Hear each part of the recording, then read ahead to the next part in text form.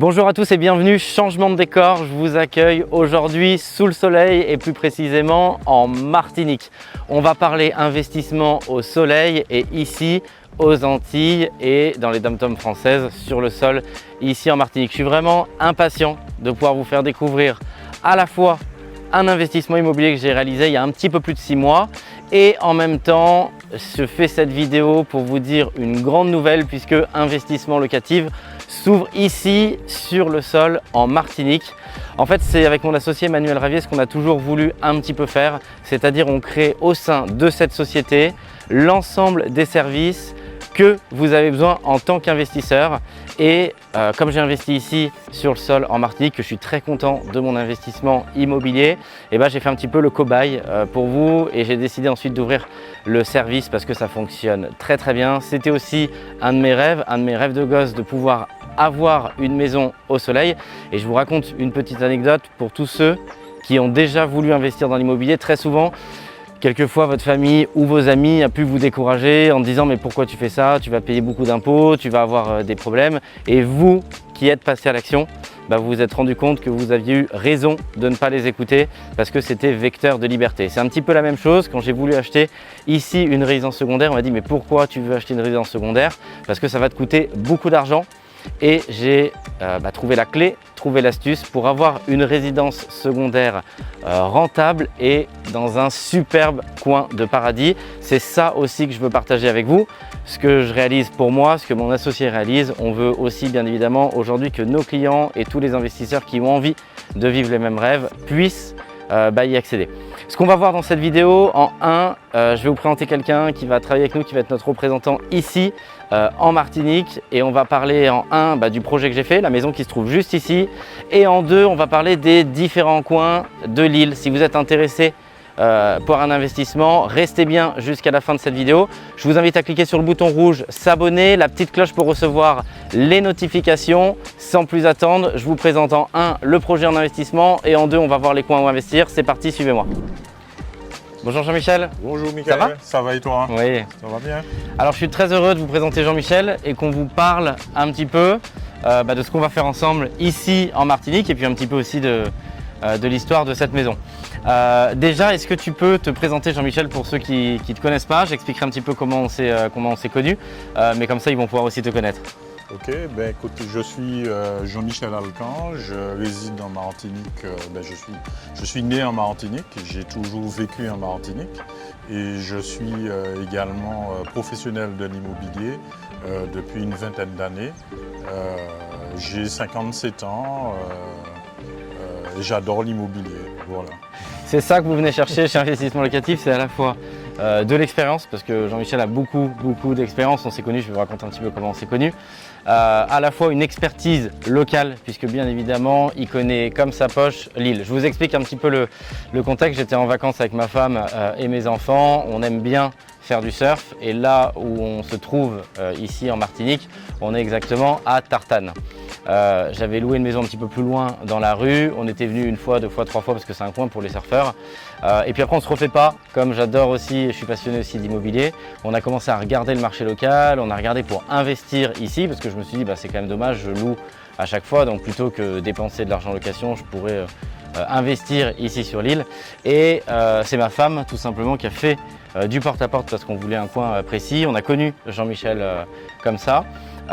Et d'ailleurs, je pense que tu peux raconter, tu étais vendeur mais pas forcément tout de suite, puisqu'on a fait une vente longue. Exact. Et tu peux nous dire pourquoi tu avais d'autres projets immobiliers? Tout à fait. Alors je vous rassure tout de suite, ce n'était pas une vente forcée. Mais c'est vrai que je pensais vendre en fait dans les 2-3 ans.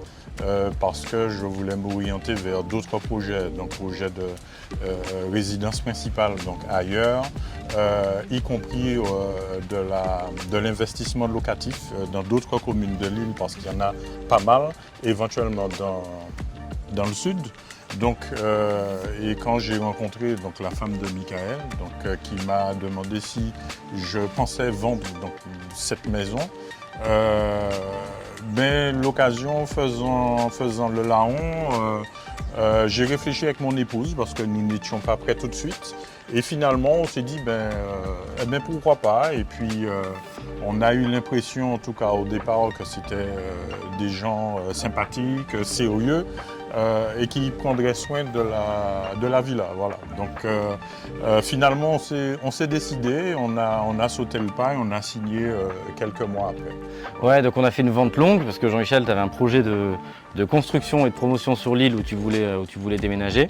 On s'est connus comme ça, on a tout de suite sympathisé parce qu'on travaille tous les deux dans l'immobilier. On est tombé d'accord ici sur le deal et moi j'étais très intéressé par la localisation de la maison parce que c'est seulement à quelques maisons où je louais habituellement 3-4 fois l'autre maison. C'était à 3 minutes en voiture pour aller faire du surf. Pour les enfants, c'est idéal parce qu'on vous mettra un plan, mais on est vraiment les pieds dans l'eau, donc c'est vraiment la tout charme. Vous avez la mer qui est à 10 mètres, 15 mètres ici, juste devant la maison en première ligne. Donc j'ai proposé à Jean-Michel, à partir du moment où il était vendeur, qu'on fasse une vente longue. Comme ça, qu'est-ce que c'est une vente longue? C'est vous signez tout de suite un compromis. Et pour réitérer l'acte authentique, vous pouvez laisser plusieurs mois.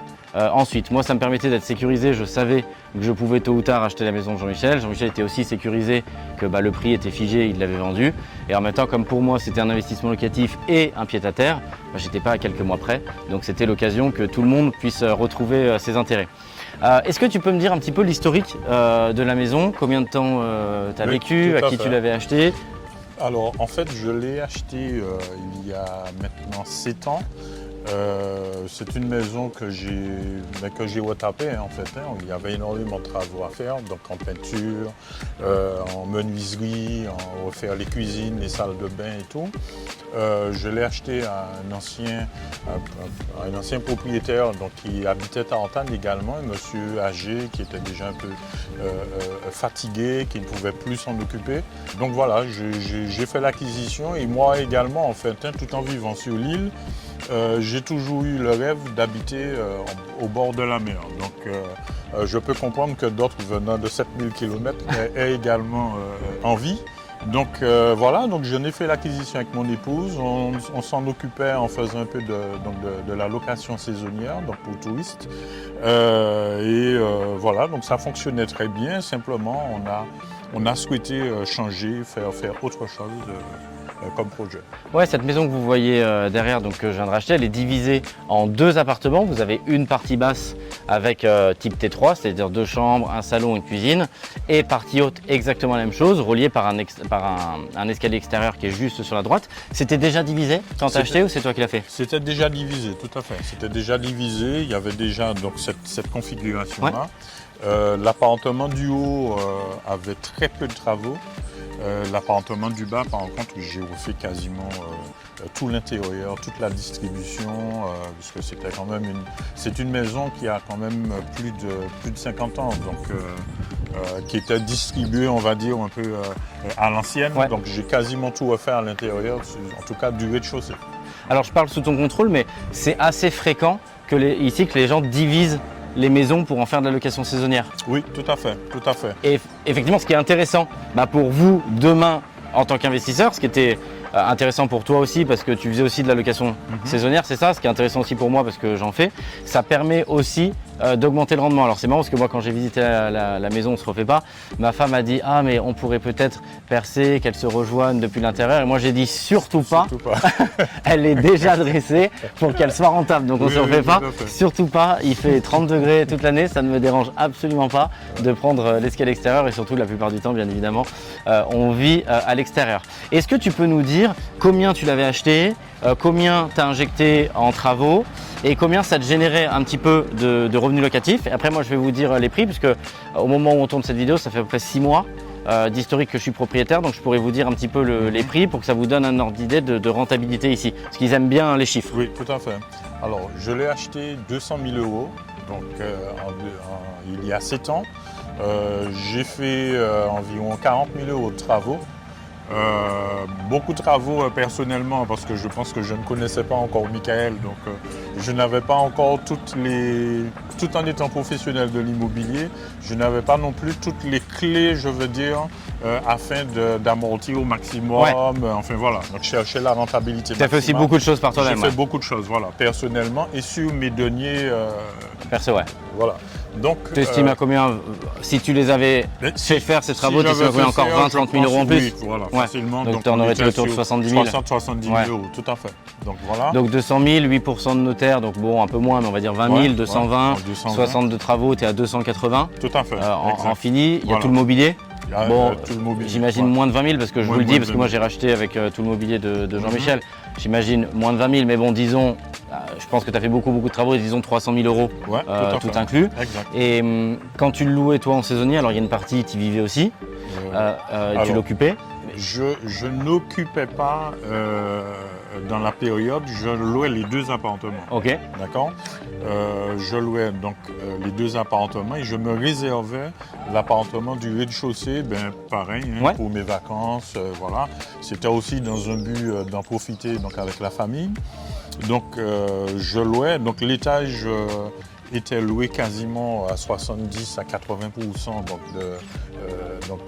de l'année.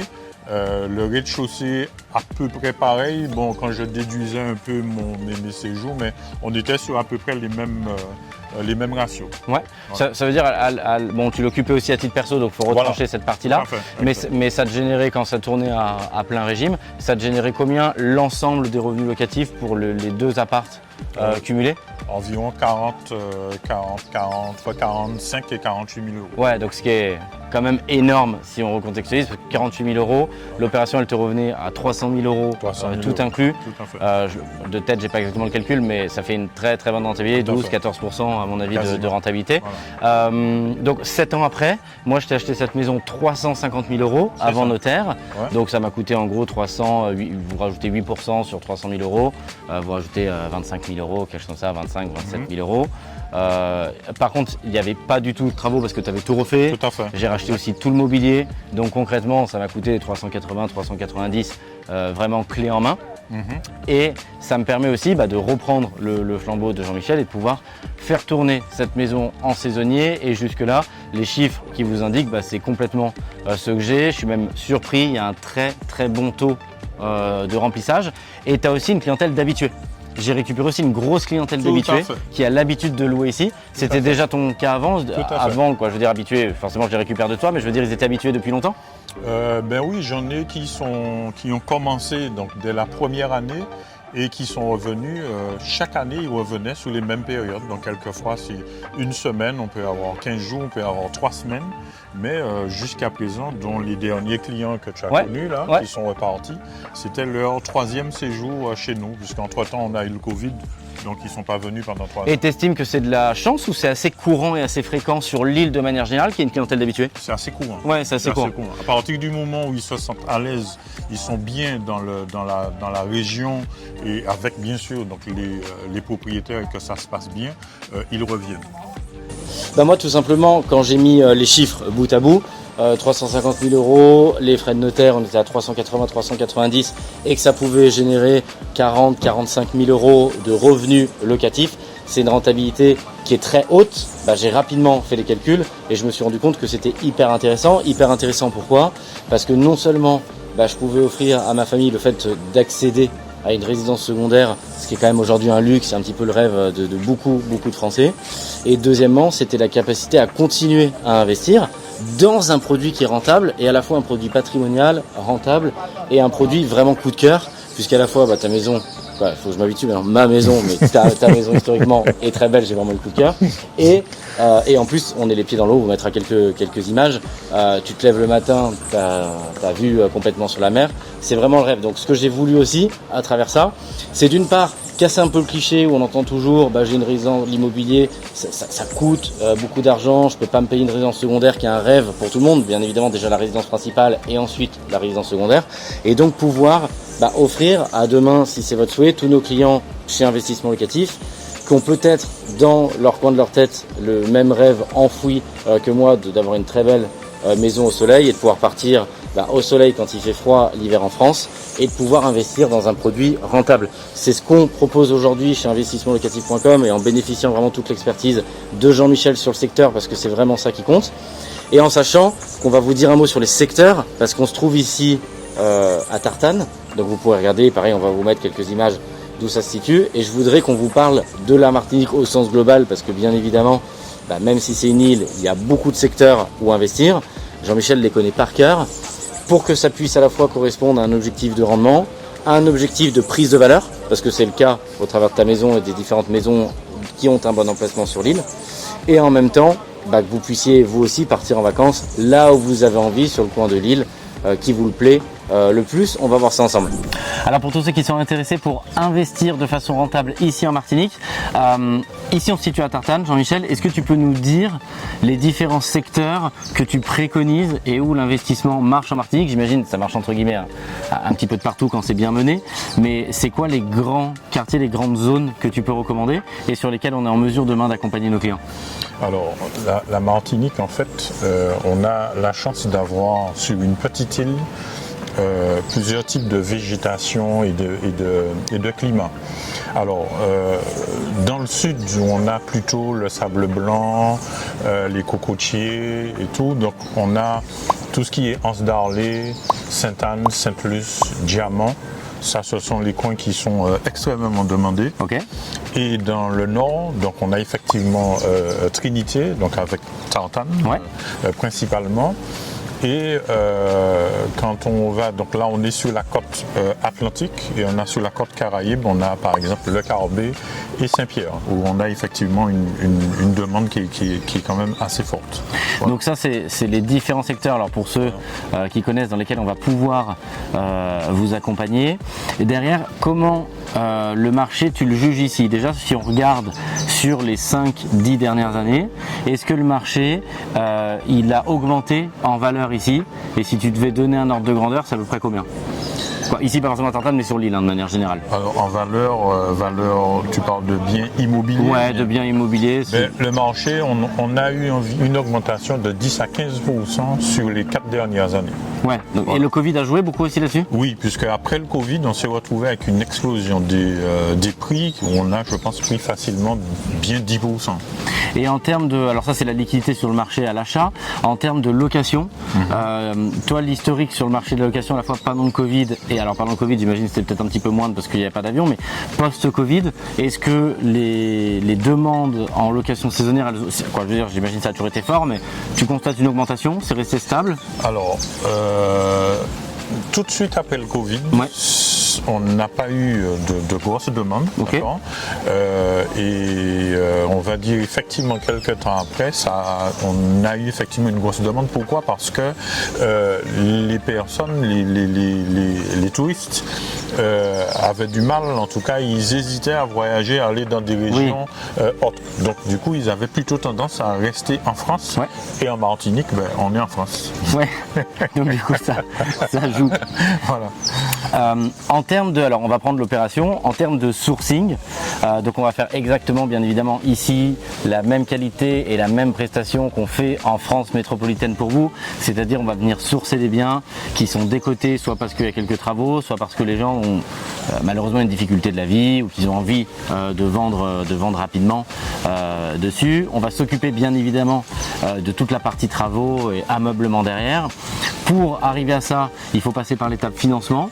Je peux vous dire un mot bien évidemment de mon financement, mais de manière générale, puisque toi tu es agent immobilier ici sur l'île, pour quelqu'un qui nous regarde, qui a envie de passer à l'achat ici, qui est convaincu, combien il faut qu'il prévoit d'apport par rapport au budget total de l'opération pour que la banque puisse suivre? Il faut prévoir entre 10 et 15% de la valeur du bien. Donc déjà, il faut qu'on ait la capacité de payer donc, les frais de notaire, et puis tout ce qui est frais de dossier et tout, frais de garantie. Frais de courtage, garantie, voilà, s'il y en a. Voilà. Donc ça revient à avoir entre 10 et 20% d'apport globalement. Entre 10 et 20%, en fonction de la qualité du dossier, en fonction de la banque. Voilà. Ce qui est très raisonnable parce que en France métropolitaine, c'est déjà globalement ce qu'un résident fiscal français doit mettre. Il doit toujours mettre 10-15% d'apport. C'est ce qu'on vous préconise de toute manière chez investissementlocatif.com. Si vous êtes non résident, si vous êtes de nationalité étrangère et si vous avez envie d'investir ici, pareil que quand on vous accompagne en France métropolitaine, il va falloir prévoir un petit peu plus d'apport. Prévoyez 20-30% d'apport du budget total pour pouvoir prétendre au crédit. L'intérêt, c'est qu'on est en France, donc il y a bien évidemment des banques françaises qui sont présentes sur le territoire, Crédit Mutuel, Bred. Mutuelle Bred, BNP, Ouais. Crédit Agricole, Caisse d'épargne, BDAF, voilà. Donc moi, c'est pour vous dire un mot sur le financement, j'avais mis un tout petit peu plus d'apport par choix, la banque ne me l'avait pas demandé, mais je pensais pas en toute transparence qu'il y aurait autant de revenus locatifs. Du coup, j'avais nivelé un petit peu avec l'apport, j'ai fait un crédit sur 20 ans, j'ai mis environ 30% d'apport, donc bien évidemment, je suis excédentaire et je suis en cash flow positif tous les mois, je rentre plus de loyer que ce que je rembourse, ce qui est normal puisque j'ai mis 30% d'apport, mais effectivement, c'était pas forcément nécessaire. Je pense que la banque m'aurait laissé mettre un petit peu moins, mais comme je voulais être sûr de ne pas forcément compléter, d'être en autofinancement, j'ai mis un petit peu plus. Il se révèle que c'est une très bonne opération puisque bien évidemment je suis en cash flow positif, donc ça permet d'avoir aussi par rapport à l'investissement que j'ai fait ici, à l'expertise de Jean-Michel, du recul sur tous ces sujets-là. En termes de typologie et de mode d'exploitation, je voudrais qu'on dise un mot dessus. Est-ce que tu préconises plutôt des appartements? Est-ce que tu préconises plutôt des villas? Quel est le budget minimum? Quel est le budget maximum? Est-ce que tu peux dire un petit peu quelqu'un qui aurait envie d'investir mais qui aurait plutôt quel est le ticket d'entrée, et puis quelqu'un qui a un petit peu plus les moyens, qui veut un petit peu plus investir ici, qu'est-ce que tu préconiserais pour que ceux qui ont envie d'investir puissent un petit peu avoir tes conseils sur ce sujet-là? Alors en fait, on a effectivement plusieurs types d'investissements possibles. On a déjà sur tout ce qui est investissement, parce que il y a quelques années, on a pas mal d'hôtels par exemple qui ont eu des difficultés. Oui. Et ces hôtels, ils ont fait des démembrements en fait, ils ont revendu donc des appartements individuellement, et ils s'occupent de la gestion. Et on peut retrouver donc dans ce type d'investissement-là des appartements, on va dire entre 70 000 et 100 000, 110 000. D'accord. Maintenant, quand on sort de ce schéma-là, donc on est chez le particulier qui a son appartement ou sa villa. L'appartement de base, on va dire, situé dans les régions que j'ai donc énoncées tout à l'heure. Touristique. Voilà, on est sur des appartements qui tournent grosso modo, qui avoisinent entre 120 et 180 000 euros. On est déjà dans des appartements qui sont très corrects. Donc du studio au T2, T3. Ok, donc là on parle en bien sec, donc prévoyez un petit peu plus, puisque forcément il y aura frais de notaire, il peut y avoir quelques travaux, il peut y avoir du mobilier à mettre, bien évidemment les honoraires d'investissement locatif, donc comptez un tout petit peu plus pour pouvoir être confortable derrière. Ceux qui ont un petit peu plus de budget, tu préconises de rester en appartement, tu préconises de passer en villa? Alors la villa, il y a une forte demande de la villa. Alors quand on est sur la villa, il faut prévoir un investissement, on va dire minimum de 300 000 euros. On est sur des petites villas, pas trop de terrain, d'accord. Et puis bien sûr, ça peut aller à 400, 500, après il n'y a pas... millions, voilà, il n'y a pas de plafond. Et par contre, il y a effectivement une forte demande parce que les villas se louent, on va dire une bonne villa très correcte, je ne parle pas d'une villa de luxe, on est entre 1500 et 2000 euros la semaine. Voilà. Donc tout de suite, ça génère beaucoup de revenus locatifs et donc un retour sur investissement qui est intéressant. En termes de mode d'exploitation, est-ce qu'on reste exclusivement sur du saisonnier? Est-ce qu'il y a des perspectives de longue durée, ou finalement la longue durée n'est pas intéressante tellement la location saisonnière est rentable? Il y a deux écoles. Ceux qui recherchent la forte rentabilité et qui ont envie de vivre avec un peu de risque, ils iront sur la location saisonnière touristique. Parce que ça peut fluctuer, mais quand il y a des pics, ils sont bien évidemment beaucoup plus hauts que la longue durée. Voilà, d'accord. Bon, le risque, il est assez réduit quand même, voilà. Et par contre, si on veut, on va dire plus de stabilité, on ne cherche pas la très forte rentabilité, on peut louer effectivement sur la longue durée. Derrière, c'est tout ce qu'on a envie de vous proposer, puisque l'idée est bien évidemment que ceux qui ont un projet personnel, on se dirigera beaucoup plus, comme je l'ai fait, sur de la location saisonnière, parce que ça vous permet tout simplement de pouvoir en profiter derrière. Ceux où ce serait uniquement un pur placement financier et globalement vous achetez ici mais vous n'avez pas forcément l'envie de venir ou pas forcément régulièrement, on peut bien évidemment faire des modes d'exploitation derrière en longue durée. Un mot sur la fiscalité, il n'y a pas de grande différence, je vous invite vraiment à cliquer sur le bouton rouge, s'abonner, la petite cloche notification pour recevoir l'intégralité de nos conseils, puisque sur la chaîne YouTube on a plus de 600, je crois, ou 700 vidéos, dont plusieurs sur la fiscalité. Ça va rester exactement la même chose. Soit vous achetez en personne physique et vous pouvez rentrer dans le régime LMNP, loueur meublé non professionnel, soit bien évidemment faire de l'achat en SCI, que ce soit à l'IR ou à l'IS. N'hésitez pas vraiment à taper dans la barre de recherche sur la chaîne des vidéos de fiscalité, parce que le même principe va vraiment fonctionner ici sur le territoire. Alors n'hésitez pas à mettre en commentaire de cette vidéo votre avis, quels sont les coins intéressants en Martinique où investir, afin qu'on puisse vous accompagner. Et je vous invite à cliquer dans le bandeau de la vidéo juste en dessous si vous voulez prendre rendez-vous avec notre équipe pour qu'on puisse vous accompagner ici sous le soleil de Martinique pour réaliser votre projet immobilier. Merci Jean-Michel. Merci Michael. On vous dit à très bientôt. À très bientôt. De l'autre côté. Au revoir. Au revoir à vous aussi.